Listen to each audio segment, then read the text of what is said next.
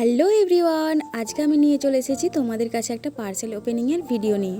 তো নিয়েছিলাম মিশো থেকে দুটো প্রোডাক্ট। তো চলো তোমাদের সঙ্গে শেয়ার করা যাক। আমি তো খুবই এক্সাইটেড। জানো তো, ভিডিওটা করার সময় কারেন্ট ছিল না, সেই জন্য আমাকে প্রচণ্ড ঘাম লাগছে। আশা করি তোমরা বুঝতেই পারছো।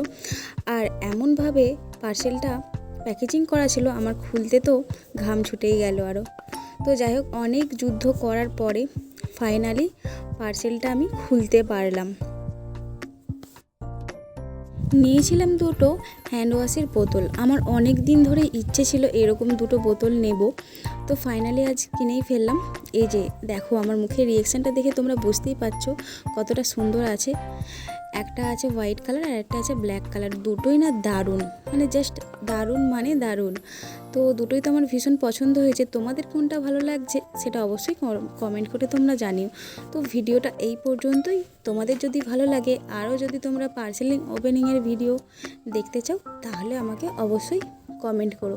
তো চলো, এখনোর জন্য টাটা।